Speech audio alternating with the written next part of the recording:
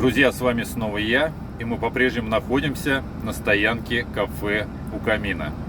Дело в том, что после небольшой экскурсии по гостинице я решил сходить и перекусить на 335 рублей, правда. Но это из-за того, что я взял две молочки по 52 рубля. Это снежок пол-литровую, точнее 330 грамм, наверное, или пол-литра. Я что-то не посмотрел на пузыречек, но не важно. Для того, чтобы на улице опять 30 градусов. Даже из-за того, что в машине климат-контроль, все вроде охлаждает, но все равно дорогой захочешь пить, а вода уже нагрелась в кабине. Пока она остынет, ее нужно... О, кстати, ее надо сунуть в холодильник. Холодильник пустой, запасы мои закончились, но, правда, есть небольшая консервация в плане изысканный вкус, ветчина. Это мне на пожарный случай, когда заканчивается суп, можно быстренько сварить макарошки, перемешать с тушеночкой. Мило дело, закачаешься. Ну ладненько, я в принципе уже поел. Кто поел, всем приятного аппетита. И даже кто собирается поесть, потому что на часах у нас 12:10 по Москве, а 5-12 часов. Это по местному 16. То есть уже большая часть времени у нас дневного прошла. А впереди у нас 1268 километров. Это разложить на 2 дня по 634 километра. В принципе, немного, но и немало, с учетом того, что полдня уже прошло. Но эти 630, я думаю, мы сегодня преодолеем, чтобы нам на завтра, проходя через Исетское, заехать в музей военной техники. Ну что, поехали? Убрал я воду в холодильничек и думаю, надо заглянуть, сколько же все-таки емкость этой ряженки у нас. 450 миллилитров, даже не пол-литра, и стоит она 52 рубля. Вторая емкость у меня тоже снежок, тоже столько же стоит. И тут нашего брата даже хотят надурить, то что производитель делает хитрость, чтобы сильно стоимость не поднимать, они просто уменьшают объем. То есть получается, ты так или иначе покупаешь вроде ту же самую бутылку, но цена-то та же, а емкость уже меньше. Даже и тут, я говорю, маленький такой делают обман. Друзья, ну что, трудяга уже разогрелся до рабочей температуры. За бортом 31,5 градус. Наступила настоящая летняя жара. И нам пора. Да, кроме всех плюсов, вот я говорю, единственный минус этой стоянки то, что она щебеночная, и помимо того, что создается дискомфорт при ее заезде, еще вдобавок, когда стоишь и мимо тебя кто-то проезжает или припарковывается, то, естественно, весь этот шлейф пыли, поднимаемый от вентилятора охлаждения двигателя, он весь летит твою кабину. Если она у тебя еще и открыта, то вообще. Да, вот выезд, конечно, тут крутоват. Я, честно говоря, хоть дорога не такая скоростная, как говорится, автомагистраль, но все равно выезд немножко под углом неудобен. Даже здесь вот асфальт тоже уже потерял свою былую ровность.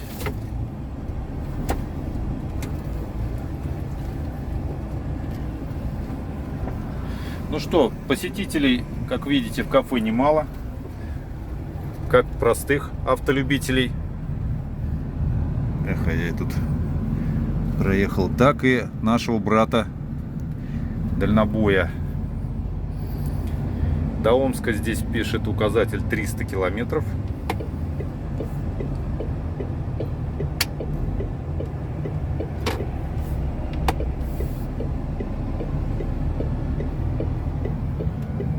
Так, здесь просматривается так-то далеко дорога, но только когда ребята не стоят здесь на обочине, на полосе разгона. Ну что ж, друзья, усаживайтесь поудобней, и мы продолжаем.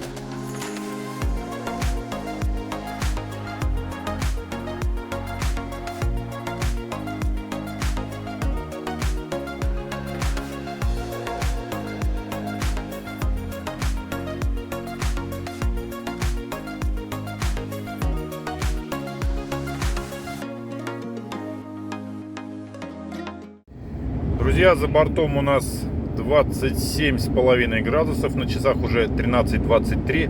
И посмотрите, какая круглая цифра у меня на спидометре. 6 единиц. Такой цифры мы не увидим уже никогда.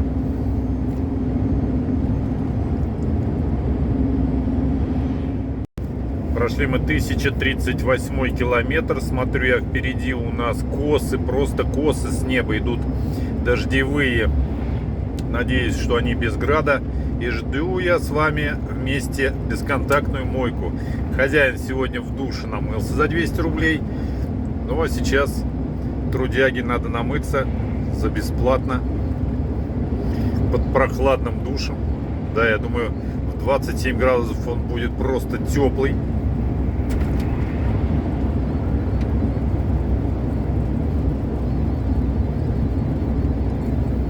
И ждать осталось совсем немного. Первые капли дождя уже на стекле.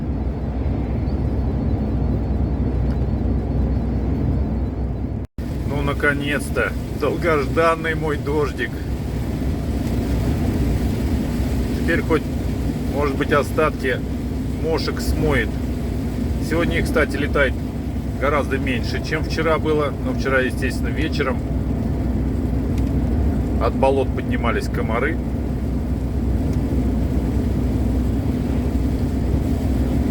Ну а сегодня даже днем, в такую жаркую погоду, ни одна бабочка не прилетела. Я, правда, и вчерашних-то еле-еле отмыл. И хотелось бы сегодня еще лишний раз останавливаться, чтобы щеткой тереть стекла. Чем хороши летние дождички, что они сильные и короткие. Быстренько полил, освежил, помыл и закончился. И опять едем по сухому асфальту.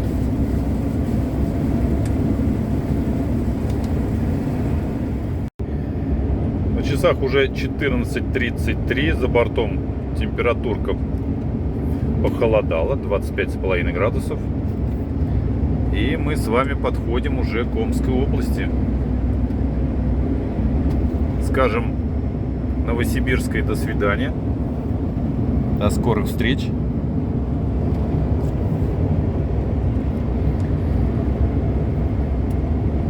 А Омская область, здравствуй. Давно не виделись. Да, к сожалению, ребята, я еду транзитом мимо Омска, но я надеюсь, что рейсы в Омск еще будут, и не раз. И смотрю я, небо опять нахмурилось. Ну надо немножко опять, чтобы сплеснуло, немножко смочило стекло лобовое, чтобы смыть. Опять только поговорил, что не летают уже бабочки. Нет, прилетело и прям вот как раз на самом видном месте красуется своими внутренностями. На 943 километре мы подходим к заправкам Топлайн, которые нам теперь пока запретили. Заправляемся мы Газпром нефтью теперь. А Газпром нефть у нас будет прям буквально через километр от Топлайна. Так, цена на Топлайне 55,35 дизельное топливо. А сейчас посмотрим, сколько будет у нас цена на Газпром нефти. Это уже Омская область считается.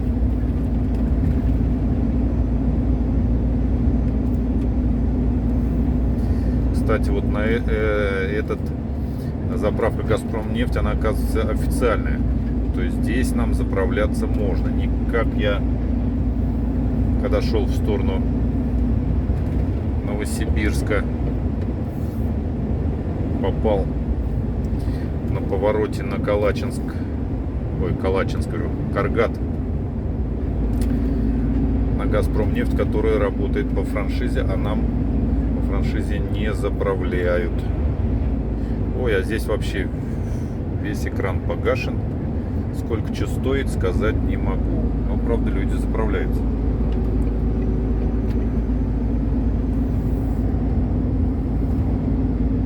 Да, сегодня за колбаской мы не останавливаемся, а КамАЗик выезжает, как будто меня здесь и нет.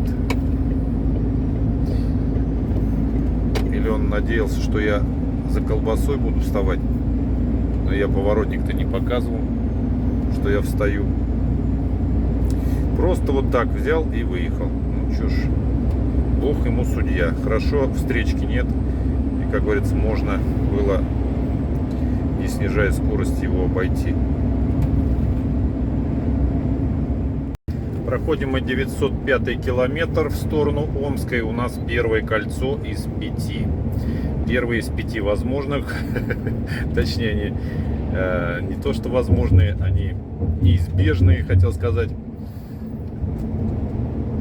Сделаны они на перекрестках, чтобы можно было безаварийно встроиться, встать на трассу Омск-Новосибирск.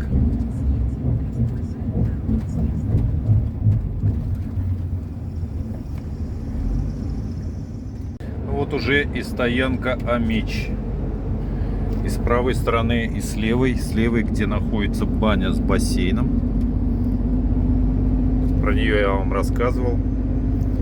Правда, эта баня работает с 5 вечера до скольки-то ночи, не помню, но не до утра. И так каждый день. Кроме, по-моему, понедельника и вторника. Но понедельник, получается, у нас как бы санитарный день, он целиком не работает баня. А вот во вторник она начнет работать только с 5 часов вечера. Но с 5 часов вечера это у нас по местному, а по Москве получается, что как бы 3 часа всего разница с московским временем. Получается пораньше.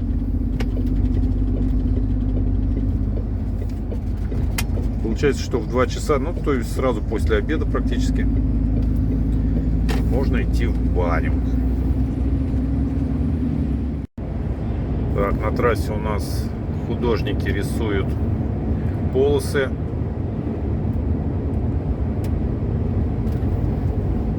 И обратил я внимание, у меня сейчас праворулька висит где-то на хвосте. Я ее вижу вот только в правое зеркало, потому что они обычно к правой стороне прижимаются. Вот он хорошо, сейчас он не вышел из-за меня и не налетел на этих художников, дорожников. Опасно все-таки вот на таких скоростных магистралях, да, ездить с правым рулем. Тебе, чтобы посмотреть, что впереди за фурой творится, тебе надо пол корпуса машины выдвинуть навстречу.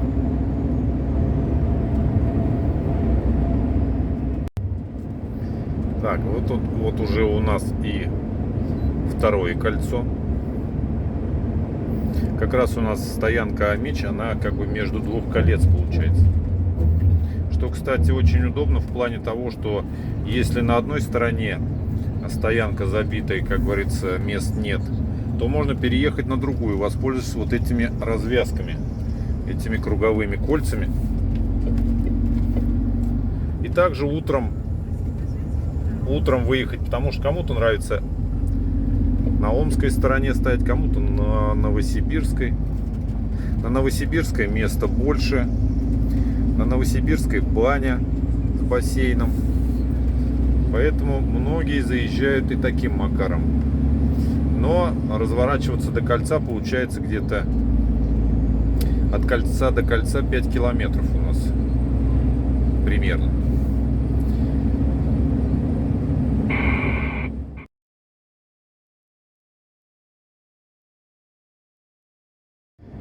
Подошли мы к городу Омску, точнее даже въехали